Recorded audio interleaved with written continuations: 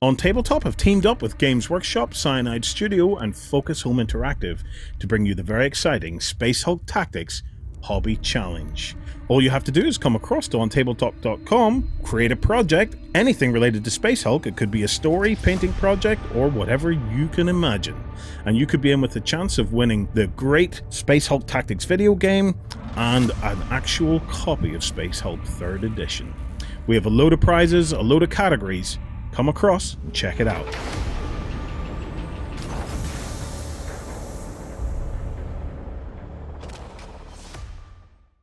In this episode, we're going to be diving into the new Sci-Fi Warhammer Quest Blackstone Fortress and learning all about that. But in the meantime, you're going to be able to win yourself an amazing new expansion for Kill Team called Rogue Trader, which is absolutely perfect for what they're doing with Blackstone Fortress.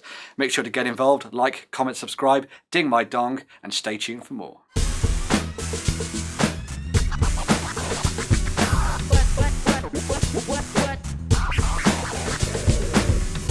Hello and welcome to The Weekender. I'm Sam from OnTableTop. Across from me is Kaz. Hi.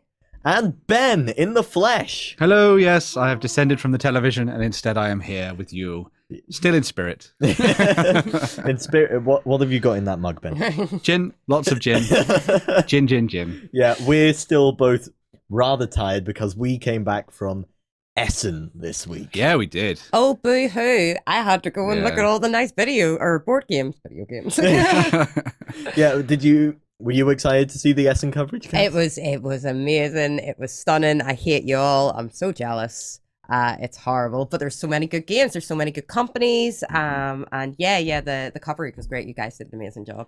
Yeah. Talking of coverage, actually, we do have an ability to look through some of the event so we blogs and do. stuff that we have up here. But Before you yeah. say that, I just realised we haven't said, there's no Warren here today. Oh, yeah. There is There's Yeah. a there is an conspicuous absence. missing Warren. Yeah, he's busy at his other job training husky dogs across northern Siberia.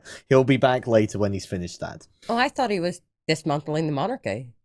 Yeah, he can do both. Yeah. He can do both. I thought it was ponies that he trained, not huskies. He trains them as huskies. Okay, yeah, well, that's there you good. go. That's a good thing to do. Yeah. Well, yeah, enough of that nonsense. Yes. Essen, how'd it go there, Ben? No, I thought it was fantastic. We got, I think it was a live blog for every single one of the days over there. We each had prizes for them as well, which was really cool to see. There are still loads of things that you can win. So hopefully you've seen a little bit of a blog that went out earlier in the week as well, which was really good. But yeah, it was really good fun. Really enjoyed it. Exhausting as always, but really good meeting all those people that you want to talk to in the board gaming industry, which is fantastic. So We met some fantastic people there, and Ryan had a very happy moment meeting Antoine Bowser. I hate him so much. I was so jealous. I'm so jealous. Look at this face. Look at this face right He now. texts me. He texts me like, you never guess who I just met. Like, I hate you so much. I watched the interview. It's amazing. He's just as nice as you would think he would be. And Yeah. I'm going next year. I have rather an infamous moment with Matt Leacock. You did. Yeah. What happened, Sam? I didn't recognize him. And I was the one that didn't get to go yet. Yeah. So we don't talk about that. Yeah, I was about to do an interview, and it was, and this is Matt. I'm like, okay, so what's your name?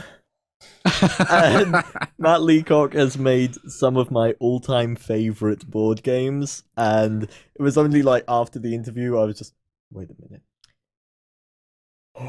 It happens to the best of us now. It happens to Yeah. the best of us. Yeah. So, but, Apparently, Ryan was going to do that with Eric Lang as Really? well, so I'm not alone. But Which, yeah, an interesting thing thinking about that is that obviously we talked to a lot of designers as well as Yeah. talking to people that created the board games as publishers. Yeah. But it was good to not only learn about what's new, but also get a little bit more of an in-depth conversation with some of these people, which was really fun to see. So yeah, it's a whole bunch of really interesting videos on there that you might want to go and check out. Yeah. So some excellent stuff there. And you mentioned a vlog there, of course, a few minutes before we started filming. 2 big boxes arrived. Oh, actually, maybe No, no blades. And we had to fight Cass off with a stick. we did. I'm sleeping on We them, did, right? yeah. I'm just, no, they're mine. The 2, all of the board games and review copies we got from Essen just arrived. And we each picked out a couple that we're especially excited to get playing here. Cass, if you want to start with one. Yeah, I mean, the big one for me has been Fog of Love. Yeah. Now, Fog of Love, we've talked about before. We all I think if you've been following on tabletop, you know I'm a fan of it. But what happened recently was they announced their LGBT expansions. So they're new covers to show LGBT relationships. So it's a cover of 2 women, there's cover of 2 men, and there's still the original heteronormative cover. Yeah. But more so than that, they're also working very closely with people to create stories which are LGBT based. And so that's changing it up as well. So it's not just, so in the original, you can play as a gay couple, but it's more about focusing on stories that tell the stories of LGBT people. Yeah. So that's really interesting. And also there's been hints at maybe polyamorous relationships and further expansions as well in the future. So that's pretty cool as well, as different ways to play. So it's pretty cool. It's essentially a rom-com board game. Yeah. Which is absolutely amazing. There are very few board games where you can scream at someone in IKEA. Like, I don't want this fluffle. We've all done it. So, yeah. Now, this is something I'm very excited about, because I think this gives us, far beyond just recreating some fun rom-coms. Yeah. It is giving us an opportunity to explore diverse aspects of relationships. Well, I think, the stories are important. They don't have to be, so serious and so, and I think that's putting a bit of humor. The big thing about Fog of Love is it's funny. Yeah. But you are working towards, while it's funny and while you're doing that, you're still working towards like a goal where you want to end up together and you want to have like a shared life together. Yeah. And it's a really good game in that way, even just to play with friends that kind of work towards. And we've got a lot of the expansions arrived. I only brought in the box of the Weekender set, but we've got like the expansions for the paranormal relationship and for Trouble with the In-Laws and for It'll Never Last, which is an amazing expansion about 2 people who get together who have nothing in common and can they make it work. And that one sounds fun. I'm really interested in it as well. So Fog of Love has a lot of exciting things going on with it. It's one of my top games at the moment, easily. Just to clarify, this one doesn't have anything different from the it's not different. Heteronormative core. No, they're all the same inside. It's the covers that are different, and then as I say, they're going to add more LGBT stories, but they'll be included in all 3 covers. But the fact is that you have the opportunity. They're trying to showcase all relationships, and I think that's really important. It's really good. Okay, moving on from that one, if you just want to put that down over there. Ben, what did you choose? Well, you may have seen me in a previous video that I did back in another life when I was a dwarf doing some blacksmithing. Yes, I remember. I kind of cheated at the end. Wait. Kind of cheated. Okay, so I did most of it. I built the blade, and I built most of the sort of the handle part of the knife, and then the guy who's sort of teaching everybody sort of like finished it off for me, and I kind of going to say you stabbed him and took his. I should have done that. That would have been the best way to do it. Well, but if I recall, the prize for that one was a big collector's edition copy of Total War Warhammer. Yeah, so, it was. And missed opportunity. I was really good at all the axe throwing, but it was some of the other things that I wasn't. I need a little bit of help. You were good at that. We'll have to find the video and put it in the link below. Yeah. There you go, Lance. That's something for you to do there.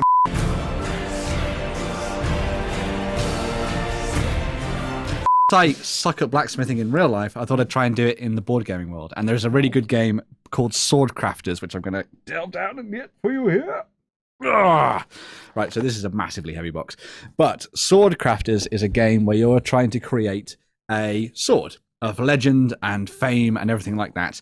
You'll be getting the base sort of parts of a sword, so you get the hilt and the sort of handle as well. I think it's the pommel. The pommel's the end of it. Yeah. The pommel, the grip, and the bit at the top. The guard. The guard. That's the one. This is when we've got someone who knows how to fence. Being on the show is very good.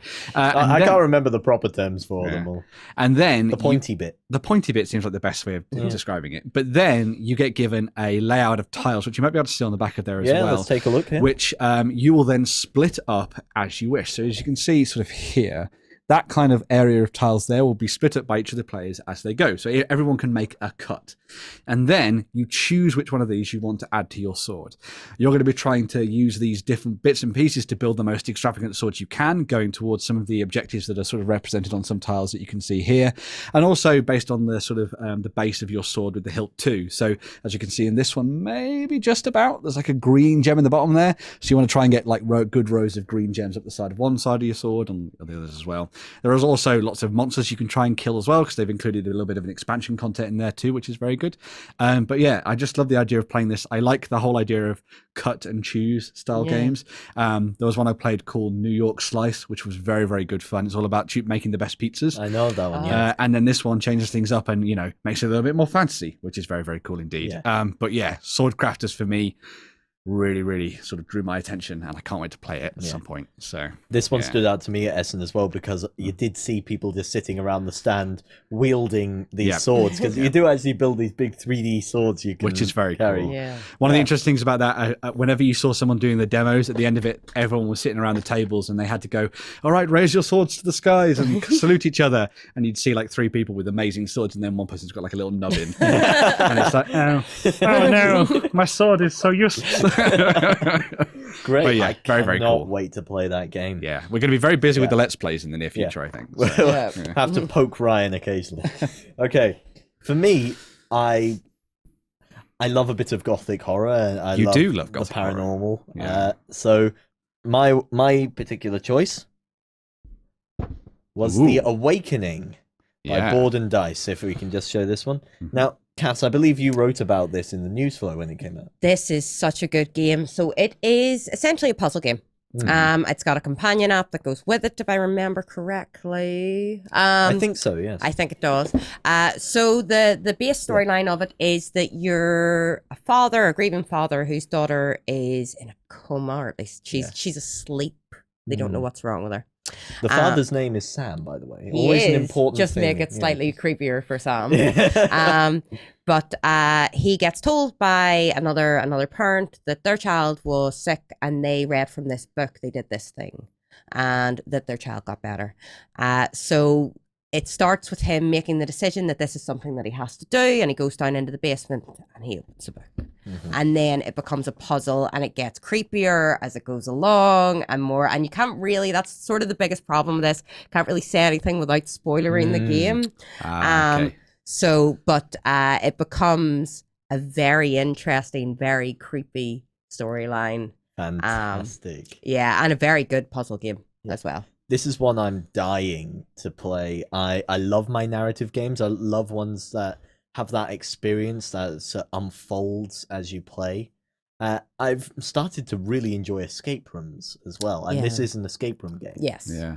So I've played an escape room in Worcester, and it was really good. We kind of sucked at the end, and we had to have help with it. Is this a running thing with me? Do I have to have help with it? 'Cause I did. But no, it was really good. But, well, I was in an escape room in Berlin, and they never let me out. But this is a simulacrum sound.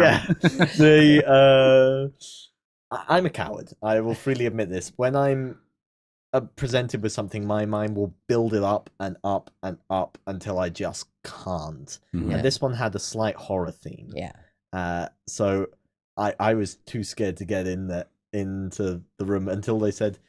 And I didn't want to go in and not be able to handle it and then ruin it for everyone. Yeah. So they left the door open a tiny crack for me.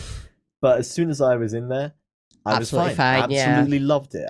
And hopefully that gives me that experience without being tied in. Well, the interesting thing about these kind of things is that it allows you to play out an escape room in the comfort of somewhere where you always play your games. Yeah. And we've seen a lot of the people doing this with other board games like the exit games, I think they're called, by Cosmos. Yes. They are really, really great fun. Some of them are really hard as well. But this will be really fun to see how this one comes together and what it does differently as well. Yeah. So there we have it. 3 great games that we picked up from Essen. Out of a box, 2 huge boxes of about 40 games. We stacked them in 2 piles at Essen, and 1 pile was taller than I am standing. So about 3 feet. Yeah, not that tall. We have 5 games. I believe every game we showed off here is being offered up as a prize on the live blogs. Yeah. Not these particular ones. We want to play them. Yeah. These games are mine. If you want to go over and check our Essen coverage, head on over, check them out, and be sure to leave some comments for the opportunity to win some really great amazing games. games. Yeah. Speaking of winning great games, we have a Games Workshop competition, don't we? Yes, we have the Kill Team Hobby Project challenge that is still running at the moment. Now, Ben, do you have the link there? Yes, I do. Just bring that up for us. Boop! I did it right. Yeah, the Space Hulk Tactics Hobby Challenge. Mhm. Now remember, we are partnered with. I've suddenly forgotten. It's the guys from Focus Cyanide, Interactive and Cyanide. Yeah. Thank you, So- Cyanide Studios, Focus Interactive, Mhm. for with the launch of their new video game. All you have to do is make a project on the site of a Space Hulk related hobby project. It doesn't have to be painting or building. It can be writing a story, Yeah. coming up with a costume, whatever you like. And you could Draw a be picture. yes. Fantastic. Draw a picture, do a piece of music, any kind of thing like that is fantastic for this. So any Yeah. kind of avenue you want to go down. One of the things that Yeah. Warren talked about on an old weekender Yeah. was making soundboards. Yeah. Yeah. Using, No, you say Space a Hulk, piece so- of music. I would love to hear the Space Hulk composition. Yeah, it would be amazing. Yeah, I wonder if we've got any talented musicians in our audience who do that. But Yeah. be as creative as you like, but get Exactly. involved for your chance to win. Yeah. Yeah. And as another competition that we actually have as part of this weekender, Ah. we're also giving away something very, very interesting too. Yes, we are. So we're going to be talking about it a little bit soon anyway. But if you want to, make sure you get your comments down below and everything we're doing here on the Weekender today, and you could win yourself a copy of Kill Team Rogue Trader. So Yeah. do all the things that we always tell you to do. So you got to like, you got to comment, you got to ding the dong. I actually get to say ding my dong, which is just fantastic news. Okay, so And they won't.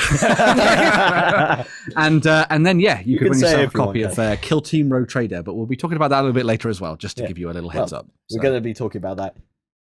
We're going to be talking about Quite something momentarily. tangentially related to it. It was a Oh, we are, fantastic dude. segue. Excellent segue. Although, also remember, we will be announcing the winner of Speed Freaks from the last weekend at the end of today's episode.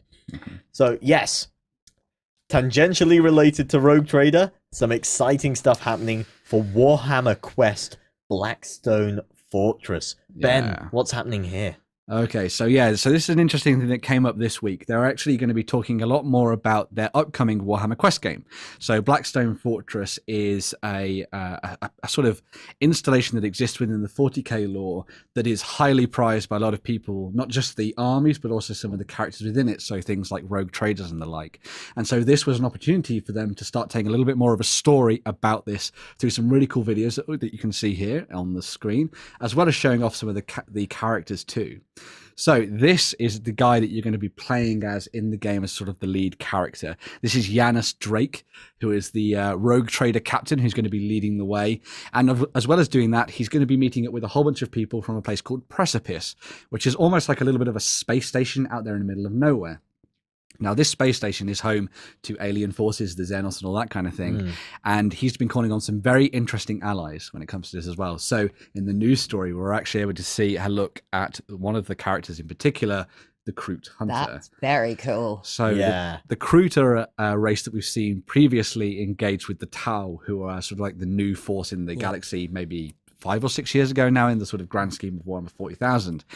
But the Kroot have actually spread out and they're doing their own mercenary work as well. And so we're seeing them here fighting alongside the captain and things. Yeah. As well as I believe actually in the teaser video, we got to see a couple more different characters, including an Eldari Ranger. So you've got like that kind of space elf thing going on, which is very cool. And also a huge, massive mech dude. So one of the guys from the Adeptus Mechanicus, which is really fascinating as well. Oh, So, that's cool. yeah. Yeah. But this kind of leads us on to what we were thinking about as one of our main talking points for this episode here, and that's on Blackstone Fortress and sort of the world of Warhammer Quest being a really interesting new avenue for the guys at Games Workshop to explore things in the 40k universe. Yeah. So, yeah, they've done it already when they looked at things like Warhammer Quest and Age of Sigmar. So they've done, I think it was Silver Tower was one of the games they that did. was it. And then they also did one called Shadows over Hammerhorn. And at the time, Age of Sigmar was more or less just coming into life. And so it was really nice to have these different avenues towards getting into their world and learning a bit more about it. Now, obviously, the world of Warhammer 40,000 is a little bit more sort of cemented within the sort of minds of everybody who plays on the tabletop. Even people who don't necessarily play a lot of tabletops like you, Cass, know a little bit about 40k and stuff. So it's sort of like tangentially related. But this sort of gives now people an idea of a way to sort of explore a bit more of the story and the narrative and do things in a different way, which I think is very, very cool indeed.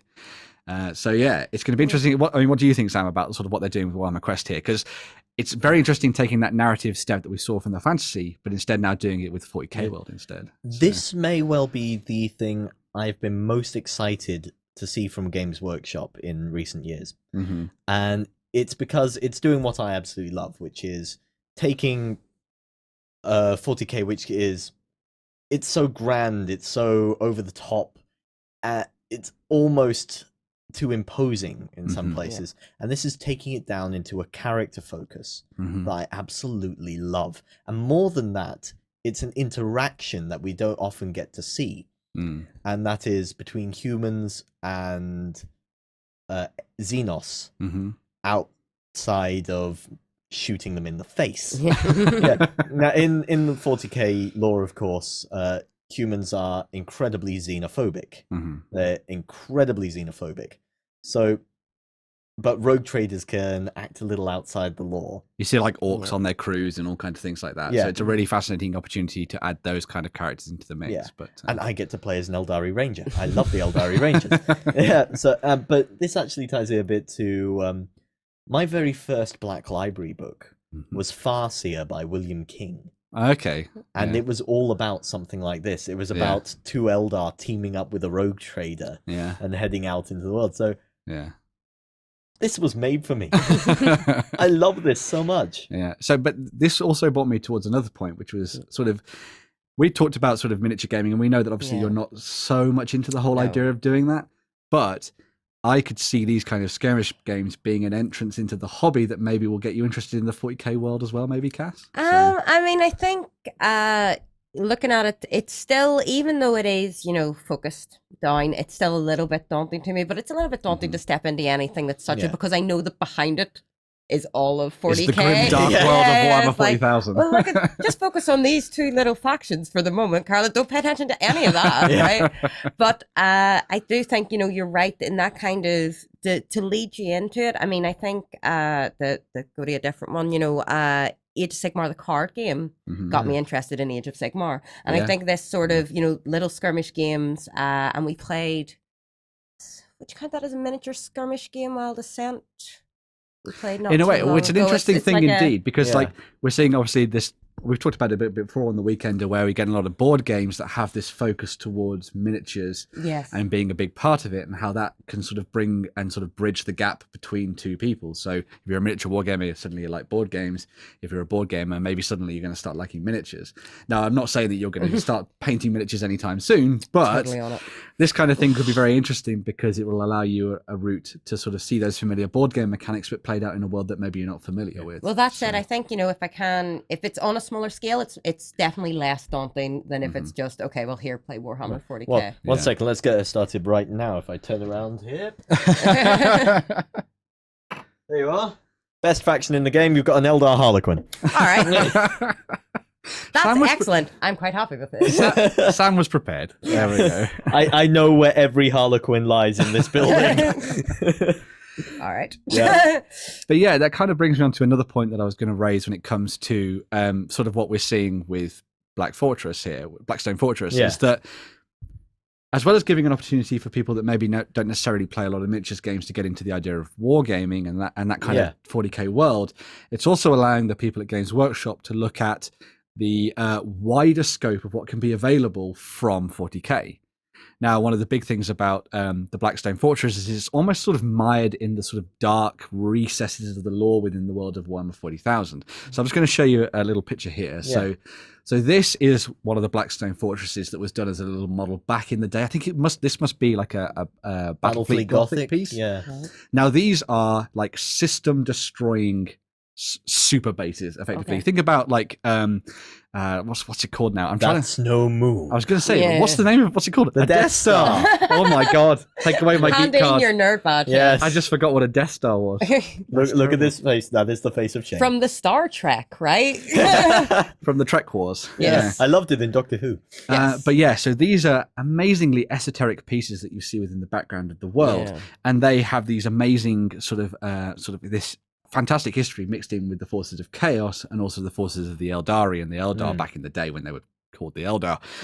But the thing that also comes out of this is that there are sort of strange creatures that work on these bases that maybe no one has actually seen on the tabletop. It would be really fascinating to see what happens if we look towards some of the other fauna that exists within the universe. Yeah. So one of the big games that came out recently, and the game that we're giving away is the competition prize as well, is Kill Team Rogue Trader. And that comes with like forces that are kind of mixed in with the Nurgle forces, but there was a lot of people thinking they might have come from a different area of the 40k world. Yeah. However, there are so many weird creatures in 40k that I'm now going to show you. So, okay. Wait, Ben, you need to start doing a David Attenborough voice for this. Yeah. You are doing Planet Terror on this.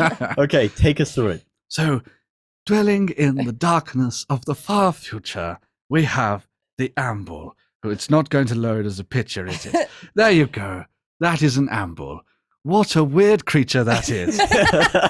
It's come over to the camera and eaten my cameraman.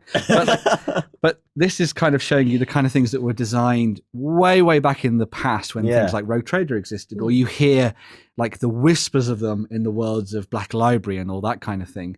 And so seeing these and seeing potentially the chance to bring these back to life. Wait. Go back.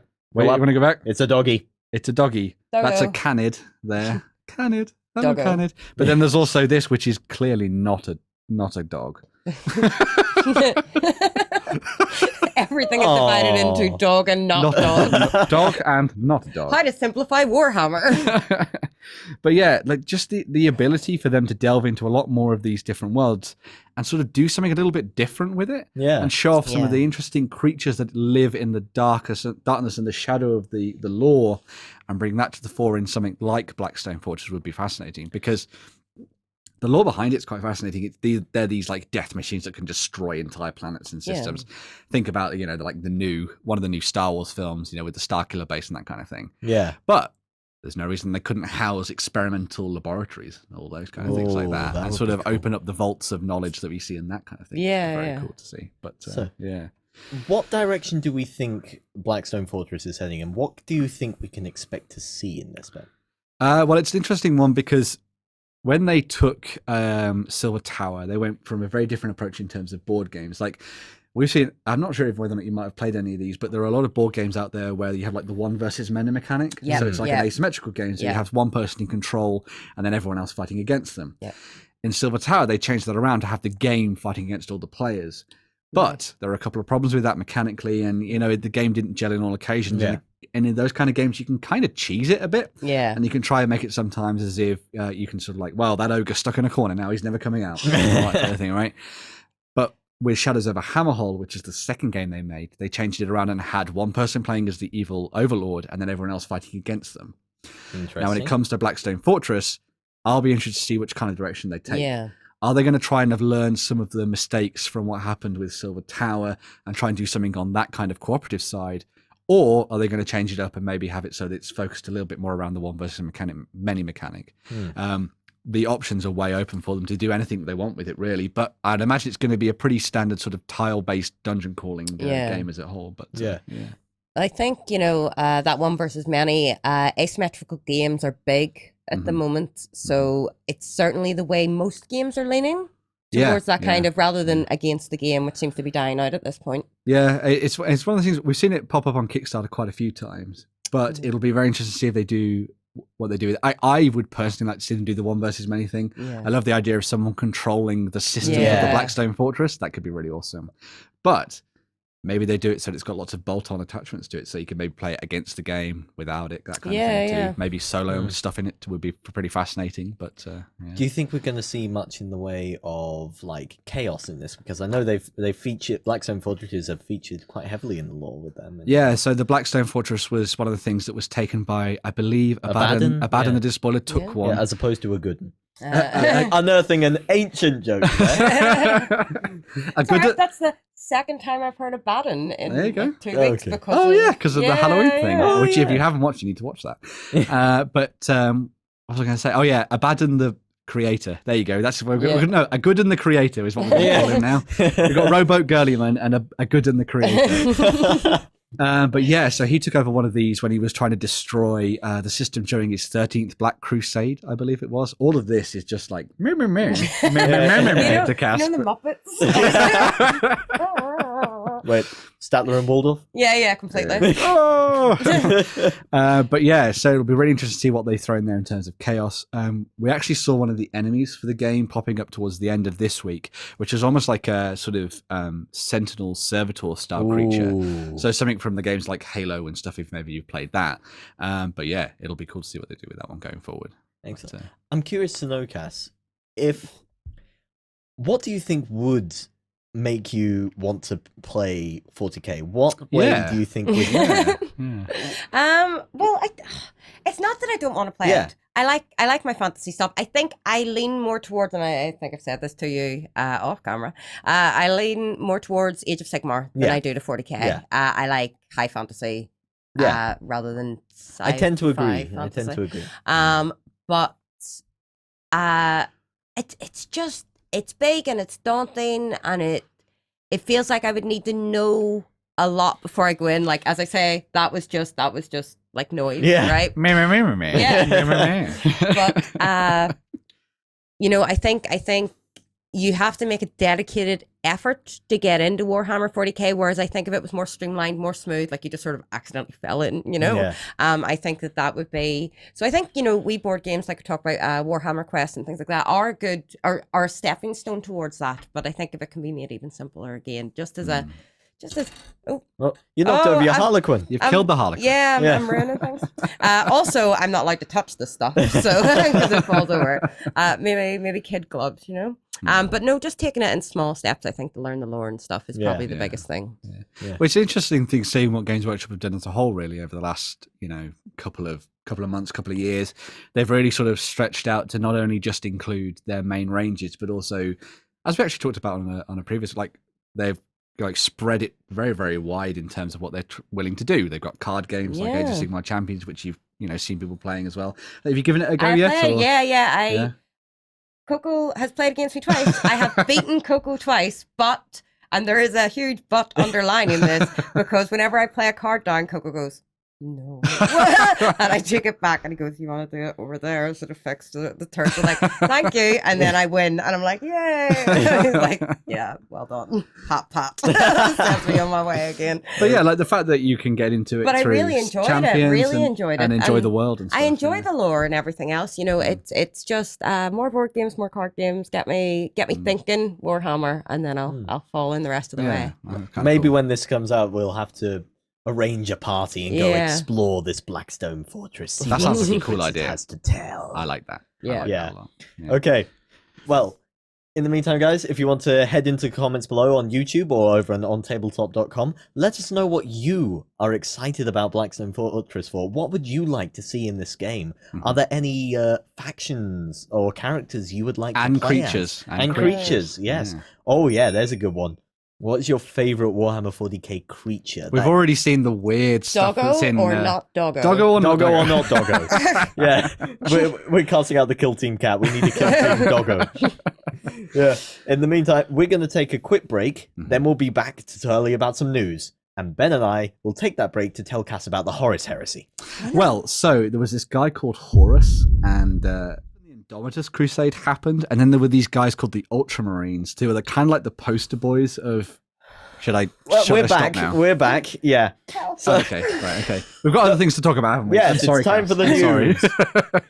Ben, what's been happening in the world? So, try and step away from 40k for a second, but instead delve into the mortal realms of Age of Sigmar, because we know how much you love them, Cass. We're also going to be talking about one of the board games that was actually announced at Essen this year from the guys at WizKids. So this, as I switch over to it, and we have a look at it closer, is The Rise and Fall of Anvalor.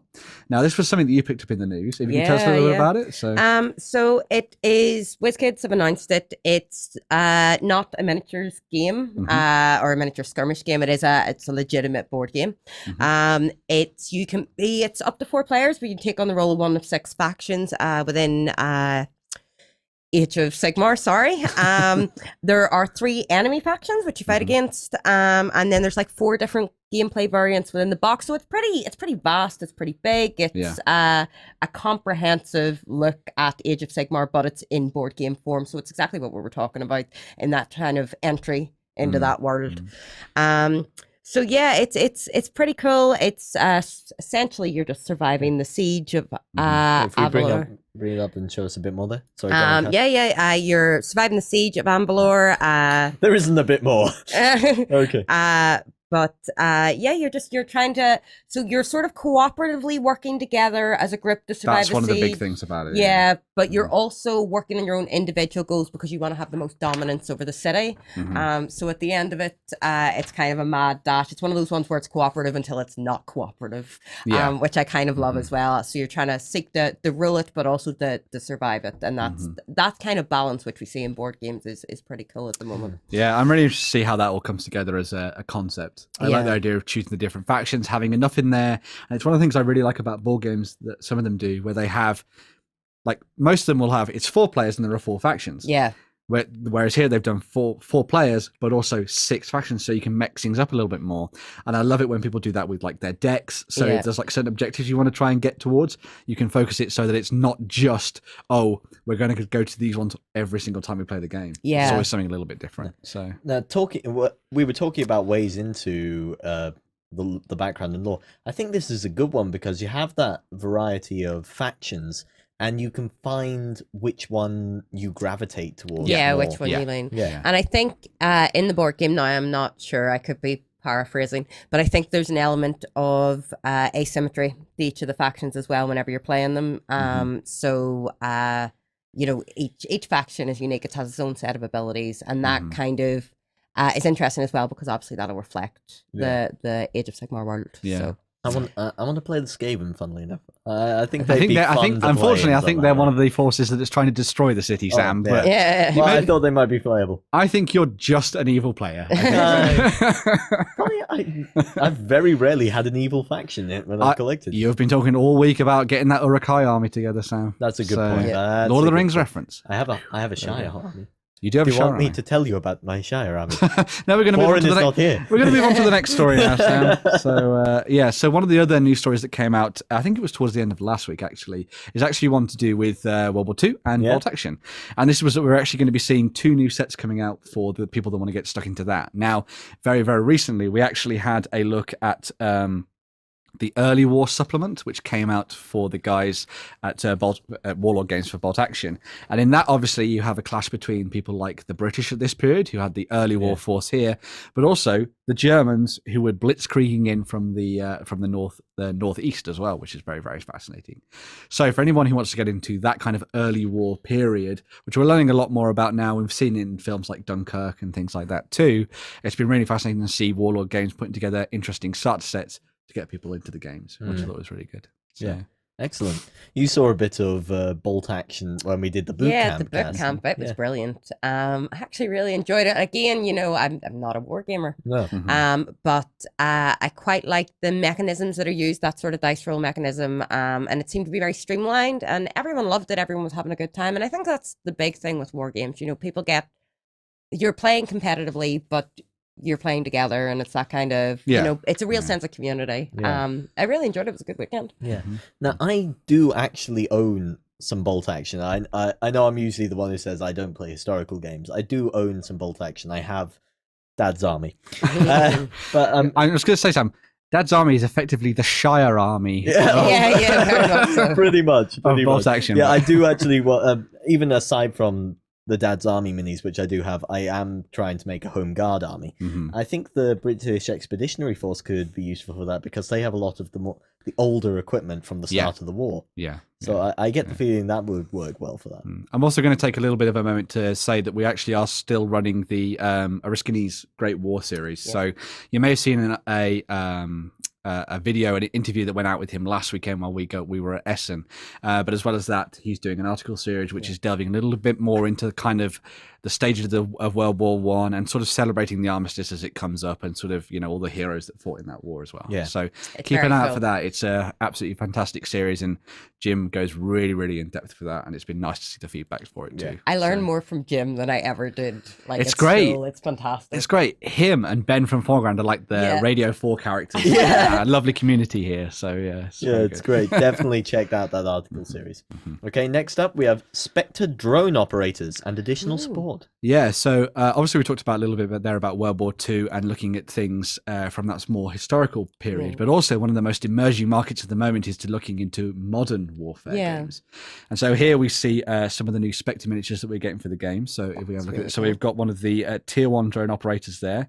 And also, and this is the interesting thing as well, we've got one of the insurgents who's using the drone operating systems as well. And this really ties into a lot of the interesting aspects of modern warfare nowadays, because one of the big things you think about that is that those tier 1 operators, those guys from the US and Britain and France and stuff, are going to be the ones that draw on these more technologically savvy ways of warfare. Yeah. But drones are a really sort of open market. Yeah. You can get them on Yeah. you can get them on Amazon, you can get them on eBay or whatever. So it's not such a foreign concept to Yeah. have them being owned by the enemy forces as well, which is Yeah. very interesting. And of course, they're going to be throwing a couple of mechanics into the game for you to use. Not just as ways to strike at the enemy, but also ways for you to sort of surveil them as well and recon them too, which is pretty interesting. That's really but cool. as well as that, and this is something that I thought was very, very cute too, they also have this little tiny Mars robot. He's like a little doggo. His name is Doggo. Is he Doggo? He's not doggo. Yeah. No. But all I could think about when I saw this was, have you seen the episode of IT Crowd where Moss and Roy Yeah. find the bomb It's outside? Windows Vista, isn't And it? it's like, we need to restart the system. We turned it off and on again. I thought that's just hilarious. That's brilliant. Is that a piece of? I am going to completely show my ignorance of modern warfare or anything that happens remotely in the real world. Is that a piece of actual tech? Yes, that's a piece of actual military equipment that they use now for like covering them and stuff like that when they're going into areas. Diffusal. I thought this was just XCOM tech. I thought this was just video game. XCOM board game, bring that out again. That would be fantastic to see. Maybe even do it on a tile. Ooh, new game idea. Yeah, we're just gonna drift off in the happy XCOM moment. But Okay, anyway, we're back. Yeah, so as well as that, they've also done another little piece here, which I thought was interesting to show off. And this is a larger troop transport that they're throwing into the game as well. Is that a tank? So it's not a tank, but it is a tank. John's going to kill me. John? I think it's an APC. We have Doggo or not Doggo. He has Tanko Tank and or not not Tanko. Tanko or not Tanko. Yeah. But so it's been really nice to see what Spectre are doing, sort of adding a little bit more into the world that they're inhabiting for their modern warfare stuff, and taking us in a different direction when it comes to warfare on the tabletop and miniature wargaming. So very cool. I know Gianna is a big fan of this, and she actually runs a podcast. Yes, she does. The Yeah. SitRep podcast. SitRep podcast. So you can go and check that out on the site. I think it comes up every couple of weeks. I think. Yeah, it is, so. she does. She embeds them on OnTableTop. So if you want to find them, just come over to OnTabletop. You can search SitRep podcast in the little search bar, and you'll find them. I think. Yeah, you'll find them. Yeah. Yeah, which is really cool. The last piece of news we're actually going to be looking at is something that Cass was very excited about, because we played a lot of this last time I was over. Yeah. We got some very excited messages about this while we so were at good. Essen. Right.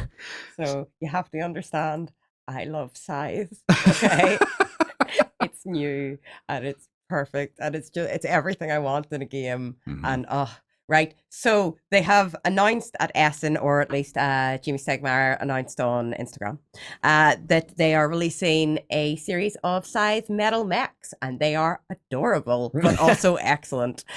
So they are limited edition. That's only a 4,000 print run. It is a 4,000 print run. They are all individually numbered. You get one of each faction. There are also components in it which are used for the Scythe campaign, the Rise of Fenris. I love that one with the big wheel. The one with the big... Oh, yes, Front, yes. front bottom right. I think it's Rustfate. I'm probably wrong. It would be amazing if you knew all the factions off by heart. Would it be? I know the one with the boat and the one with... I'm so bad at it. The Rise of Fenris, which is their first sort of campaign-esque expansion, and there'll be components in there for it, but we don't really talk about them because you don't want to spoil the campaign. It's pretty cool. They come in a felt insert, so as they're for display. They're zinc, they're ink washed to highlight various bits. They're pretty cool. They're pretty amazing. And aside, they're doing a lot of really cool things at the moment as well. There've been the fan encounter cards that are coming out at the end of this year. It's interesting because Scythe was a pretty big game anyway. Yeah. When it because it was all kickstarted, wasn't it? I believe It was kickstarted. And then actually I think the fan encounters, no, I don't think it was kickstarted actually. But the fan encounters cards are written by fans, and it's encounters which you happening within the game, which give you certain bonuses. So they're pretty cool. These are the thing that, well, obviously the thing I love about these is all of this, but also it's $50, so convert that into Britain money in your head. Britain money. Britain money. £5,000. $5,000. No, I don't do numbers. You do not ask me numbers. Yeah, so it's $50. So it's actually really like not that expensive for what it is, for a beautiful display, one of each faction, and then your extra bits. It's pretty cool. It's Stonemaier website, and then they have given some out to localized partners as well. So they should be floating about Europe, but mainly in America. And if you're in the UK, maybe think about shipping costs that need to be added on, but it's worth it because they're perfect. It's an interesting point that comes up from that though, because this is definitely one of those like board game bling accessories. Yeah. Can I also say, this is a side note that has nothing to do with anything, but Jamie Stegmaier draws his cats, makes sure his cats are put into every game, and they're on one of the Scythe encounter cards. Really? Wow. Yes. Wow. They're in My Little Scythe as well. They're everywhere. They're That's in all perfect. the games that have been produced. His two cats are in them. That's fantastic. Hi, Jamie. One of the things, you've been chatting to him I on have Instagram. been chatting to him on Instagram because I put up a picture of my cat, and that's sparked up a conversation. So you're going to take a picture of your cat with his cats on top of a Scythe board. Yes. This is See how the that plan. works. Yeah. Doggo Cats or make not everything doggo? better, right? Cat-o. Gatto. Gatto. Fair enough. Okay, well, that's all really interesting stuff. I hope that we get a chance to live stream Scythe at some point. We are That'd be really talking good about it. fun. I have messaged them, see if we could get a few components. But Yeah. we'll see what happens. I did spot something that kind of blew my mind initially while I was at Essen SPIEL, and I know it's been out for a while. Kid Scythe. Yeah, My Little Scythe. My Little Scythe is amazing. And really good, and a really good way to get kids involved, because Scythe is such a big game. It's such a huge strategy game. It's not easy if you're younger to just sort of step into that. My Little Scythe. It makes it sound like a training book Death would read to his granddaughter. Oh, I thought it just sounded like a small communist manifesto. My Little Scythe. That would be much more appropriate to Scythe. Yeah, I think, yeah, actually, that would but, work. The bourgeoisie are bad. Scythe them down. Okay, well, enough of that. Now it's gone to find out what you guys have been getting up to. And of course, we have 2 com spots this week because we missed last week. Ben, take it away. Yeah, sure. So, I'm speaking with my hands a lot today. I'm a bit Italian. so the first com spot Should be talking with your hands. It's easier. The first com spot that we're going to be talking about is from last week, and this was done by the Lance and John. So they went through the projects and the forums and showed this off. And the first one we're going to be giving away to is McGothbog. McGothbog. And- Okay, let's see what they've got. And this is for this absolutely Oh, amazing wow. Brother Calistarius from the Space Hulk set. That's so good. Yeah, so this is a lot of amazing paintwork that's gone into here from McGothmog, showing off an absolutely stunning character from the game. One of the librarians, I believe, isn't it, from the game, which is really awesome. Yeah. And as you can see, some really, really nice work going into the model here, showing off the fantastic colours. The reds are fantastic too there. I love the way that they've worked on the metallics on the axe, which is fascinating. And just, everything about it is superb. Even the off-white of the cloak and everything is really nice too. It's a very, very good model. Absolutely stunning. I love the detailing on the skulls as well. Like the shadowing and stuff is just So Brilliant. yeah, note for 40k, whenever you're doing anything 40k, skulls are a must. So paint Yeah. your skulls well. That is fantastic. Do they have a project for this? They do, I believe, maybe have a project. Can you open it up? I believe this is actually from the What Are You Painting Now forum. So I'm just going to open this up and show this. So if anyone who doesn't know, we also have a forum that we post into where you can actually show off a little bit more of your work in the meantime. So as you can see here, we've got Brother Calistarius being shown off there with the non-metallic metal techniques, which is really good. Okay. And if you want to get into the forums and show that off, it's a good way, but also link through to your projects as well, which is always very handy for us. Make sure to give him a thumbs up there. Oh no, I've got rid of it. Ah. Oh no, I'm doing a Justin. I'm destroying everything in the browser. I'm going to give him a thumbs up. I'm also going to make everyone sick as I scroll. And there we go. There we go. Okay. Fantastic work there. The lighting on that armor is incredible. Amazing. Okay, moving down, we have something from Mike Kipp. Yeah, so Mike Kipp has also done something that was absolutely fantastic, and we showed off in a hobby hangout a couple of weeks ago. And this is his absolutely fantastic beach landing board that you can see here, which is an absolutely stunning piece. Yeah. Now, as you look through, he's not only just done the beach, as you can see in that image there, but he's also gone through and done a lot more of the countryside as well at the same time. Wait. That first one was... So wait, the background with the beach and everything, that's actually part of the board? Yeah, that's also I part of the board. I thought that was Yeah. like a photo effect in the That's background. very cool. I think the thing that really sells this is the way that the grass has been done, because it looks like the kind of grass you would have got during on a dune. Yeah. yeah, it does. With I that mean, kind of like floating texture we to have it. we have so- beaches. We have Port Rush and Port Stewart beaches here, which is exactly that sort of June look. You mean what is it? No, the Isles of Dawn. We The have the Isles of Dawn. Yes. Da, da, da, da, yeah. Yeah. So that's do they have a They do have a as project, so well? I should probably go in there and have a Yeah, look at that definitely. and Let's what see it's- how they've been doing. So yeah, I think he actually in the project he shows off a lot of work that's gone into this, sort of delving a little bit deeper into it. So as you can see, you've got a massive picture there showing off the sea defenses there, and they're going through showing off. I think we've already added a couple more. I'm going to give him loads of ideas there. Yeah. Boom, boom, boom. But yeah, as you go through, you can see all the different steps that came into sort of bringing this to life. And this is one of the really nice things about the project system that we have at the moment, is that it not only allows you to show off stuff in its finished state, but also in this kind of different stages of production as well. So it's really nice seeing what he did with the buildings there, as you can see, which is fantastic. But yeah, well done, Mike Kipp. That was a well-deserved golden button there Fantastic. from you. That is absolutely incredible. Mhm. Okay, last one from the previous weeks. We have Amachan. Amachan, who does some amazing work on our forums on our project system. She has probably more projects than anybody else, I think, and she always does something fantastic for everyone to get stuck into. And so she's been working away at the Fallout Wasteland stuff, as you can see here. Oh. So this is one of the rust protect. detail and Yeah. So I love how this has come together, and this is one of the Protectrons, I think they're Right. called. I from remember Fallout. them, yeah. Somewhere, once again, John is trying to kill me because he's hearing me mispronounce things on to do with not tanks but robots. But yeah, just amazing work going to what Amachan has been doing, and as I believe she has been doing. Yeah, this is also a project, so I'm going to open this up and have a look at it too. She did some stuff in our terrain challenge that we were working on, and hopefully the website has not died. There we go. It lives. It lives. But yeah, she does a really nice job getting into all of her different characters, as you can see here. Oh, wow. Gives some Paladin skill Dance. idea. looks good. Paladin Dance. Everyone loves Paladin Dance. And he's amazing. This power armor was stuff that Wow. Yeah. John was really won over by. It was a really fantastic looking piece when we did our hobby hangout earlier in the week. And she does this really nice thing as well, where she shows all the different paints that she's using as part of Yeah. her project, That's which was cool. good.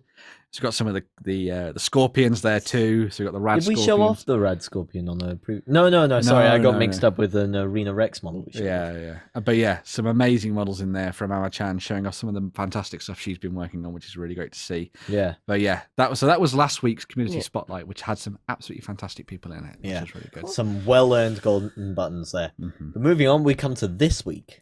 Yeah, so Yeah. this week we also had another community spotlight, and the first person that wins a golden button from us is Guillotine, or Guillotine, as I want to say, because I love the sound of that, which is fantastic. Because I know it's French, and I kind of want to make it even bring more it fun. back. Yeah. Bring it back. Guillotine. Guillotine? I'm going to cut your head off with my guillotine.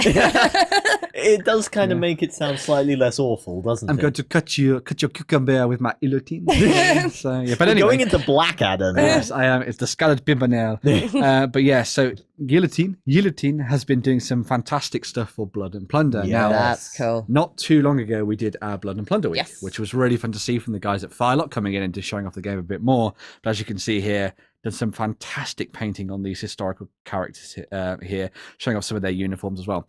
Now, the thing I liked about this, and one of the things that made it sort of come up as a golden button winner, was the fact that we're not only seeing some really nice work on the color here, but also some of the stuff that's less colorful. Yeah. So when you look towards some of the stuff that happens in part of the uniforms as their sort of general jackets and the sort of muskets and all that kind of thing around them, it's done with a much more muted tone, but it reflects really, really nicely against the brighter colors that you see on these models and the basing, which I thought was really good. So yeah, it's really nice to see someone who's painting these in a little bit more of a quicker style and showing them off in a different way, which I thought was really good. Excellent. But, yeah, and of course, you know me, I love anything pirate related, so I'm all over those. They look amazing. Oh, have they got a project? This is from a project indeed, and I'm going to open it up and see what's inside it. So, I'm going to open it up like a chest of booty. But yeah, so yeah, we can see some fantastic. Oh yes, there we go. Some of the Spanish there, which is really cool to see. Really nice work on the highlighting and the depth there with the shading, which is very good. Something that you can get a lot out of washes, which is a good thing to see. But yeah, some fantastic stuff in here from Guillotine. I'm going to give him. There's not too much of a tutoring in here, but I'm going to give him some idea and skill, which I think would be a good idea, showing off some of these pieces here. So, well done, Guillotine, and hope. God, I can't break out of it now. Somewhere Roman is very impressed. Or he's been like, you're butchering my language. Yes. It's not guillotine, it's just guillotine. But yeah, some amazing stuff there. Next, we're going to be moving on to Inmate 1983, who has been painting up this really awesome. Oh, wow. Yeah. So this is a low budget board for use in Space Hulk. Now, obviously, we talked a little bit before about the Space Hulk sort of terrain building competition that we do with all the painting it's and not the hobby. just terrain, but It's not just terrain, it's everything. But yeah, he's done a low budget board using all the kind of things you might find around the house, which I thought was a really, really cool and interesting idea. Yeah. So as you can see here, as he said, there is no lack of skill and maximum effort when you come to seeing these things put together. Do they have the project? I'm also going to open their project there, which is going to be fantastic to see. I wonder what they used for all of those little components. Hopefully, yeah. As you can see, you've got loads of interesting bits and bobs here. So you've got really nice pieces of, like, I want to say it's called like foam board. I think that's the material he's using here, which is able to be put together into a really nice, interesting 3D collection. Obviously, he's using bits off the top of bottles and the things for some of the canisters and all that thing. But as you can see, it's painted up really, really nicely. So well done. And going with very, very simple metallics, and they're building it up into something that has like a little bit of object source lighting, where you use it from some of the lights and stuff too. It's been really fantastic. So, well done indeed. I'm going to give you some tutoring and some skill there, as well as idea. Yeah, that's Fantastic a great stuff. idea. Brilliant project. Hope John, of course, is running his series of vlogs, making our own Space Hulk set of corridors. That he is. So I wonder if he'll take a few notes from that. Yeah. If you haven't been following along with that, though, it's really, really good. So I'll drop some links down below if you go and check that out and have a look at some of the details we've been doing. Some of the work that's gone into like the weapon control areas and stuff, and like the very, very focal points of that board that he's creating. Very, very cool. It's going to be a really nice narrative when that plays out. I can't wait to play on it. Oh, yes. I haven't played Space Hulk in ages. We need to think up some ways to make this interestingly playable as Space Hulk, because obviously Space Hulk, the game, comes with like a gridded system. Yeah. So it'll be really interesting seeing how we do that with maybe sort of quadrants, perhaps, would be interesting to see. But if anyone has any ideas for playing it on a slightly larger scale than you're used to, that could be interesting to have in the comments below. Maybe make that your project. Yeah. Maybe make that your project, talking about the rules and stuff. That would be really good. Okay. Now we're on to the last one. And it's a shame Warren isn't here for this one. So yes, this is 42, who's been doing some amazing painting from the world of Star Wars. Wow. Okay, Wow. These are some of the characters, I believe, from the Imperial Assault game that is done by Fantasy Flight Games. And as you can see here, this is one of his amazing characters he's put together. And I'm just going to see if I can open I believe this is a project. It is a project, which actually has some more of his different characters in it we're going to get stuck into. He's also done, as you can see down below, one of the vehicles from the sort of wider world of Star Wars there, which is really cool. But then, this is his project. We're going to I wonder if these are from like some of the extended lore cartoon shows like Star Wars. I think they might be actually. I think some of them are from Clone Wars and stuff, which is really cool. But they do have that vibrant cartoony color to them. So actually, this is Ghost, which is actually from Clone Wars, which is really cool. No, not Clone Wars. Is it not Clone Wars? Or is it Rebels? Rebels. That's the name of the show. Rebels. Which is really good, actually. I've watched a few episodes. But then here you go, some more of the characters there. They're so skill. well done. I want to give you more skill. Yeah, those colors are so bright and poppy. This is fantastic. Yeah. Oh, wow. Oh, that is amazing. That's stunning, isn't it? Yeah, this is something I've talked about that I really struggle with when painting is getting Look at that the sort of bright Detail, contrast. yeah. Yeah, I won't pick the nose of the hell? character with my mouse. He says he won't, and then he proceeds to do it. But yeah, you can see this transferring over into some of the vehicles as well. So that's one of the Yeah. big ATSTs there, which is We can't show that for too long because John will sense it. he'll come in with a Dremel and start destroying. Yeah. But yeah, it's just fascinating seeing someone delve into all these different characters that you get for the board games and sort of bring Yeah. them to life in different ways. And I can't wait to see if they bring some of these characters to life with what's it called? Legion. Yeah. Yeah. Star Wars Legion, yeah. Delving beyond what we see as sort of like Star Wars Imperial Assault, and maybe adding some stuff in there from the Clone Wars and stuff, and doing Well, things in that I direction. think there was So- talk of the Clone Wars. There was at turning Gen up, Con this year, I Yeah, there believe, was, wasn't yeah. there? So yeah. Exciting stuff. Good Okay. times. We're Yeah. going to take another quick break here, and when we're back, we'll be looking at some Kickstarters. Hi, Hi, we're the guys. We're the guys from Foreground. and Beasts of War. look, you're watching The Weekender at beastsofwar.com. That's got to be worth it. Beastsofwar.com.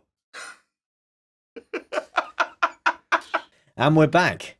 Now, it was just Halloween, and that means things creepy and scary and horror in all its forms. So we've got two horrifying Kickstarters ready for it. Yeah, so the first one we're going to be looking at is from the guys at Grimlord Games, and this is the Everrain. So the Everrain is an interesting board game. So this one is the one where you play as a whole bunch of different adventurers, putting together a crew to go and try and defeat an ancient evil out there in the world that is trying to drown it in this everlasting ocean. Yeah. So the rain is continually coming down, everyone is getting washed away, cities are destroyed and all this kind of thing. And the real focus is on you guys going out there and adventuring, finding interesting landscapes and locations out there in the world, and seeing what you can do to try and stop this ancient evil from taking control of everything. Now, the game actually comes with some amazing components in here, which I'm going to show off as I go through the Kickstarter here. So if you want to switch over to show this there off. we So go. this is what comes in the core box. So you get these amazing ship miniatures. I keep pointing to the laptop screen when actually it's up here. But anyway, so we've got these amazing ship miniatures here, as you can see, showing off what you've got there. Then you also get your crew members. So your crew members are the people that you're going to be hiring into your ship and filling in the spots on the board that will allow you to do certain actions. Now, they can either be working below deck, helping to sort of craft upgrades, or they could be up on the top of the ship and they could be working to try and fight off evil creatures and also go off and do your exploration as well. And of course, as I say, you've also got things like the creatures here as well, and these amazing enemies, as you can see. That is the god. That's so cool. That's the Avatar of the creature old that's one. trying to become the great new god of the world, which is Yeah. really fantastic. Here is the board as well, which you can see, which is actually... You're still pointing at the laptop. I'm then. still pointing at the laptop. Here is the amazing board that you can see, which is actually a Yeah. hex-based landscape that is laying out as you go. Yeah. Hex-based Hex-based cast. landscapes. Hex-based. It's like a trigger word now. But there, and as you can see, you've got really nice random tile generation here, which is really good. They've unlocked loads of content already, which is fascinating, with some new creatures and some new crew and all that thing too. There's the stretch goals. And I'm just going to see if I can get down, because there's some really nice bit about the narrative aspect of the game too, which I'm going to show off. So here's some more of the creatures. Oh, you The, can the see. monsters Cool. really appeal to me. That I- guy- That is amazing. They're That guy's amazing. If Yeah. you go up there, one of them, Is it- the drowned man. Mhm. Just look at that with the coral sprouting out of Yeah. its head. It's so gribbly and disgusting, but with that, I don't know. There's something even more terrifying about the unknown of the sea, about that nautical aspect of it. Mhm, mhm. It is very much dark fantasy. Yeah. Yeah. Yeah. And this actually goes into one of the things I was talking about in terms of the sort of narrative angle of the game as well. So you get these cards that come up when you visit certain locations, and you get a narrative sort of cue that comes up, not ploy, a narrative cue that comes up, and then you have to make a decision. And the decision you make will decide how the rest of the game plays out and the story that comes with it as well. So every time you sit down to play the game, it's going to be made up of, you're going to be making a different crew, going to different locations that are in different spots, and dealing with these things in different ways based on the crew that you have and how things are as a whole on the game board, which is really cool. Yeah. So yeah, fascinating looking game that, Yeah. as I say, already funded on Kickstarter. I believe it's got about 20 days left at the time as well. So that's I'm really very cool. tempted So- to chip in on this one myself. Yeah. If you wait, most important thing there, go down there. Oh, look, there's some. So yeah, if you actually want to learn a little bit more about the game, Sam did an interview with the guys at Grimlord Games at Essen SPIEL this year, so go and check that out and learn a bit more about it, Yeah. which is very cool. Yeah, as one of our board game journalists and Let's Players, what do you think of this one, Cass? I have to say now, I don't play miniatures and I don't, but do you know what?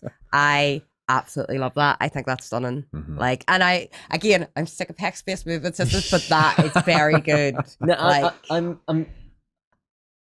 This is one of those ones that I can almost feel a conflict in you, because I know you don't like hex-based no, games. And I know you don't like worker placement systems. no. But I also know you love nautical settings. But this is, yeah. So I've got that kind of divide. I would know when I sat down to play it, and there's a good chance I would love it once I sat down to play it. For all my complaining, you Yeah. put me in front of a game like that, and I'm like, this is amazing.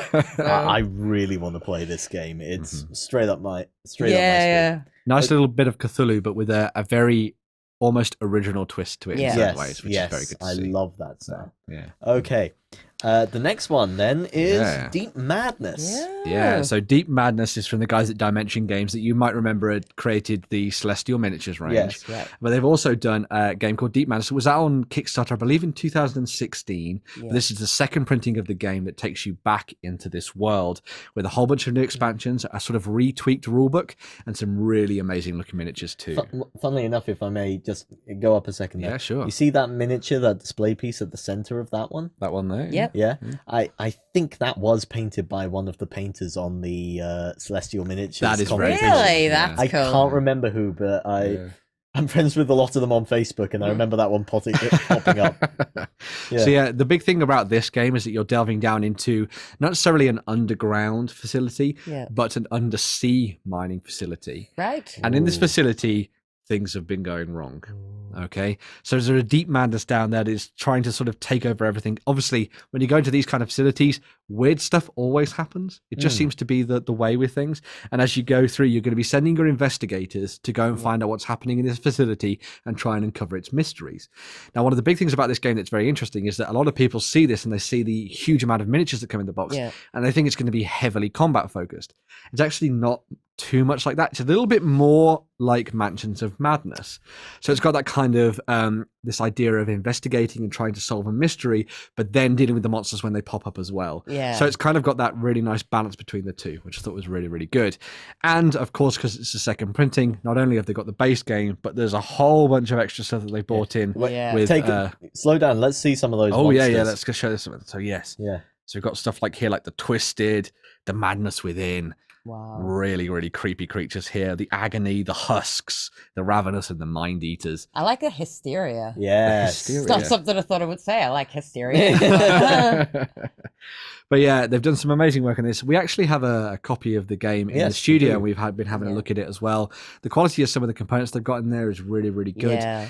If you're into your miniature-based Kickstarters, this is one that's very much got that sort of nice balance between production quality and trying to make it affordable for everyone else to get straight Yeah. into as well. Yeah. which is We, good. we, But, ha- we as you say, we do have a copy in the studio right now. We actually locked Ryan in a room with it yesterday, and he's been learning the rules, and I think slowly mutating into some other sort of creature. I got to come out looking like a hysteria. Yeah.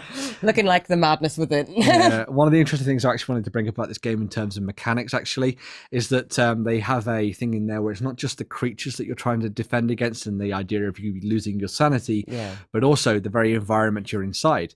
Because as I say, this is a deep sea mining facility. Yes. And this means that you're not only having to deal with the creatures, but also flooding in areas. So another sea-based Kickstarter Kind of here. like Bioshock. A little bit like Bioshock. So you've got the flooding in there and also the lack of oxygen in facility too. So you've got these environmental factors that you're also having to deal with, as well as the monsters that you see on the tabletop. That's pretty So cool. Very, very Yeah. cool indeed.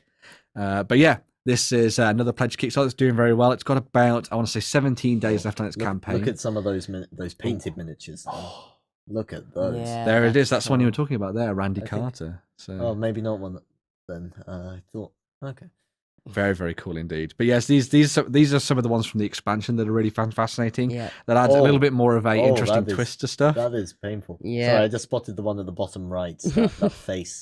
Samuel Smith.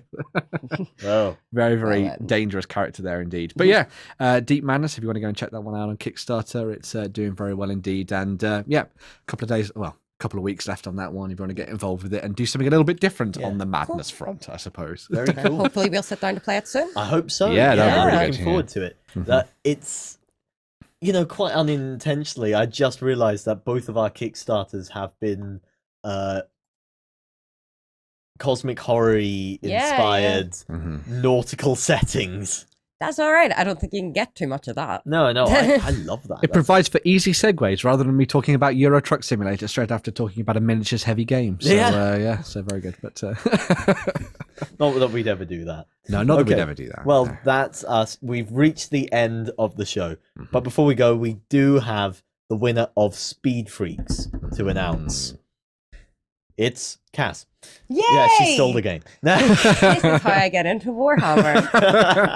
No, I was saying that because I know when we had that in, Warren kept presenting it to you. Hey, Cass, do you want to play Speed Freaks? Hey, Cass, do you want to play Speed Freaks? Yeah. Okay, no. The winner of Speed Freaks was from OnTableTop, and it was Sheepman. Yay! And importantly, if you want to go and find out any of the other previous competitions we've done as part of the weekend or any of the other shows we've done, we have a prize location for everything now. Yes. Yep. Which we'll make sure we link in the show notes. But that has everything. And there's up there. Yeah, there's like a drop down menu. Yeah. You follow that through. But if you don't want to do that, you can be lazy and follow my link in the show notes as well, Yeah. which is really cool. But if you're on YouTube, you definitely need to come over to ontabletop.com and find that over there. Yeah. Well, So yeah. Sheepman, be sure to head up there somewhere and click claim a prize Yeah. and fill in the form. And We'll get that sent. congratulations. Yeah. Exactly. Yeah, it's a really fun looking game. And as we mentioned towards the beginning of the show, we've got a competition for this week as well. Yes, we So do indeed. We talked a little bit about Blackstone Fortress and what's happening with that. But obviously, one of the big things about it is that there's a rogue trader captain in control of it. And we thought, what a perfect competition to give away is a copy of Kill Team Rogue Trader. Yeah, So I'm let's going to take bring a this look up at it just so you can show off what you're going to get. It's pretty So cool. yeah, all you got to do is comment down below on YouTube or on tabletop.com, and you could be in with a chance of getting yourself a copy of Kill Team Rogue Trader. All you got to do is make sure to ding our dong, like, comment. You love saying that now. I love, like, Warren gets to say ding my dong all the time, and I just want to do it more now. Well, you know, I've never actually. Be sure to ding our dong. Ding my dong, ring the bell, everybody's going to be happy. I don't know where that came from at all. Well, then, There you go. That's our new jingle. That's the thing. But yes, so make sure, like, comment, subscribe like, comment, subscribe, ding the dong, come Over over to Beast onto of War, ontabletop.com. on tabletop. Talk about everything that we've done here in the show, whether or not you're going to be getting into Blackstone Fortress, whether or not you're playing Kill Team, whether or not you like 40k, whether or not you want to pick up one of these games on Kickstarter, absolutely anything, and you could be in with a chance of winning this amazing Kill Team expansion. It is a very cool expansion, and it does come with the rules for both of the factions in it. If Very you want to cool. see more of it, check out the unboxing that Justin and I filmed. Yeah. Okay, well, all that's left for me is to say thank you, Cass. Thank you, Sam. Thank you, Ben. Thank you, Sam. Thank you. Oh, no, you're not on the screen anymore. No, I'm here with you now. You can't put me back in the box. Wait, Oh, Thank you, Ben. physically touching him. Yes. Oh. And thanks to all of you for tuning in every week. If you want to see more of us rambling about tabletop games, please be sure to come over and join XLBS tomorrow on tabletop.com. We have a really cool subject this time, one that's very close to Ben's heart and my own, of course, and that's world building in RPGs. Be sure to check that out. In the meantime, have a great week of gaming. Go ahead and check out our other content on screen now, and be sure to check out beastsofwar.com for the latest gaming news and gaming let's plays. And while you're at it, why not hit subscribe and remember to ding our dong. Go on, you know you want to click it. Go on.